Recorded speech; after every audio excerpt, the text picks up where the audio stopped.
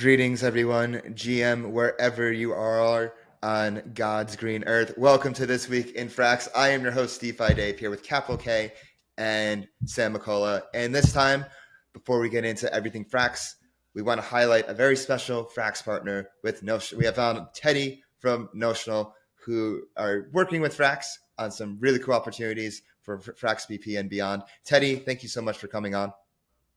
Thanks a lot for having me. I appreciate the invite, Dave. Yeah, of course. Before we get into it, can you explain to our viewers alike, Frax curious and beyond alike, what Notional is? Yeah, so Notional is a fixed rate lending and borrowing protocol. So we're live on Ethereum today. We've been live since late 2021, and kind of the reason we sort of we met is we are currently we just launched our Notional V3 in beta on Arbitrum, which is the latest version of our protocol, and also our first deployment to L2. So it's been a really exciting week, and really excited about kind of the new stuff and new leverage strategies that we have with Notional V3. And the way we work with Frax is that we have Frax listed as a currency on Notional. You can use some of Notional's unique leverage strategies to earn leverage returns on Frax, in addition to lending Frax at variable or fixed rates of interest.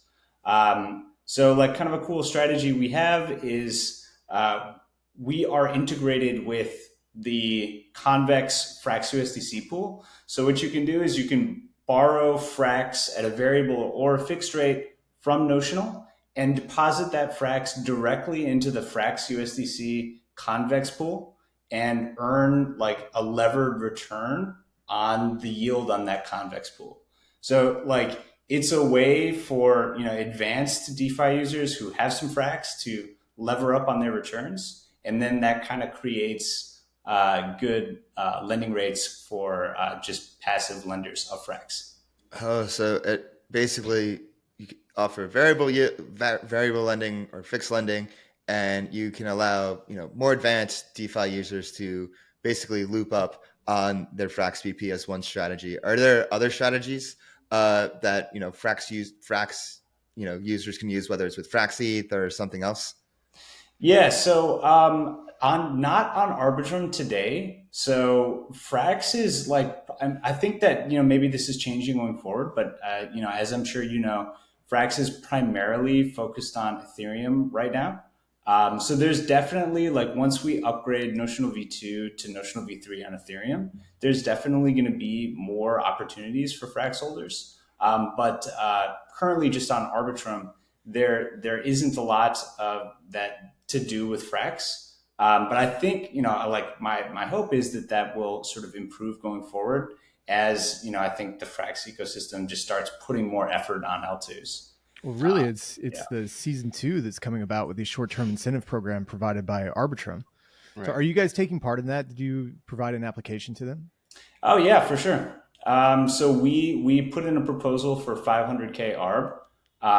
And really the purpose of that, like I said, we have Notional V3 in beta right now on Arbitrum. And kind of the purpose of this ARB would be to sort of bootstrap the full public launch out of beta. So it actually kind of for us, we've been working on Notional V3 launching on Arbitrum for a long time, for, almost a year. And so this short-term incentive program, just actually kind of lined up really nicely for us. Mm-hmm. So, fingers crossed we get it. But I think it'd be a great way to sort of kickstart Notional V3 on Arbitrum for sure. Well, just so you know, Frax did apply for those short-term incentives. Right now, there's about $30 million worth of Frax that's been deployed on Arbitrum, and they requested 1.5 million ARB that they want to put to use to try to get TVL up to about 60 million Frax assets. So both a mixture of Frax and FrxETH. Nice. Yeah. So I've actually so I saw, it's been a busy week, so I haven't been reading all the applications on the Arbitrum forum. Oh, I mean, there was over 100. So yeah. Oh, wow. yeah. To be honest, so just as an aside, this has been a really interesting thing to watch and partake in. And I am very curious to see how it plays out because there's there's over 100 proposals, and I think it's going to be really interesting to see like how the delegates like sift through all that and like just in practice like how all these decisions get made. But yeah, so like what I was going to say is that I hadn't really taken the time to read the Frax proposal, but I'd be interested to know like how Frax would propose to allocate those ARB incentives, and if there's something like if they are going to apply them to the convex pool, for example, like our leverage vault strategies could help allocate liquidity to those liquidity pools. So I'd love to learn more, and I should really dig into it. Yeah.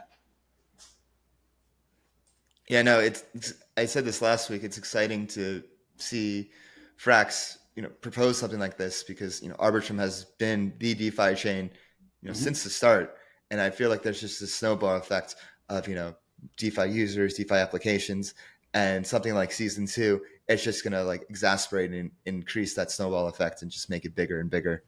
Yeah. So I just had like I'm curious like what's your guys's like because I think that this like incentive program has been kind of polarizing. Like a lot like it's politics. Politics is polarizing. It doesn't matter. It doesn't matter the protocol or chain. Like when people are asking for a lot of money, like there's gonna be some like pushback and friction. Yeah. I'm curious. What do you think? Like, like what do you see your guys' sort of perspective on whether it's a good idea or like a waste of money? What do you think? Yeah, go ahead, Sam. I have thoughts. I mean, I talked to my friend Matt this morning about it, and he was like, look, if there's not any sort of controls on the funds, there's going to be just mercenary capital coming in and trying to take as much as possible, right? He thought, and I kind of agree with this, is that projects that are native to Arbitrum or projects that Arbitrum wants to like lock in to the protocol, they should really use the incentive program as a way to kind of like keep them there, to say like, okay, we're going to give you a grant, but we don't want you to go to Optimism for, say, I don't know, the duration of this program, which is like 6 months or 12 months or something like that. Like, come deploy here. We'll give you these really nice set of incentives, but don't go anywhere else, right? Don't go to Base. Don't go to Optimism. Stay here on Arbitrum and try to bring as many users here, and don't like split people, because like, as we all know, like there is a rotation effect that happens when you deploy capital like this. People just rotate in and they rotate out, and that's the nature of incentives. Yeah, exactly. So like, why does Lido need 5 million ARB to increase stETH liquidity? They don't need that. They have 30% of all the staked ETH in existence. They have a ton of money that they could use to provide incentives on Arbitrum if they wanted to. And so like, it's smaller projects like Umami, which we had on last week, plus you guys as well too, that are Arbitrum native, that are working in the ecosystem to build on Arbitrum and get new users there. That's the kind of projects that you should be supporting and should get the full support and get the most ARB out of this incentive program. So my sort of perspective on it, like I agree with a lot of that. I would also say though, like, and maybe Notional is a unique case because of like how our protocol works, but like we benefit from being in this ecosystem. Like we benefit indirectly. So like, for example, Notional is integrated with Balancer and Curve. We can sort of deploy strategies on different protocols. So if those protocols get incentives, like Notional benefits indirectly because like our yield strategies are better, right? Yeah. And so it's like, it's this, and also there's just more capital coming to Arbitrum, more users. Like it's like good to be in that environment for any protocol, regardless of whether you actually get incentives yourself. And I also like think like there's always this like concern of like, oh, this is just fleeting. This is just BS. Like we're just giving money away, and of course people are going to take money if you give it to them, but that doesn't mean anything, right? And like the thing is like it's sort of like, well, while there's all this stuff money happening, like it's incentivizes people to build and invest like protocols to build and invest because that's where the action is, And so it's like And Yeah. so, where can people find Notional? Yeah. Before, I don't mean to cut you off, but we're nearing the 10-minute mark. So, where people can find you Okay. and Notional to access these strategies? Yeah, so Notional, you can find the website notional.finance. Our V3 is on Arbitrum, so it's arbitrum.notional.finance. We're currently in a closed beta, so if you don't have a pass, you're not going to be able to access the application right now, but you can join the waitlist, and we are going to open it up to another cohort of beta testers. We're thinking in about a week or two.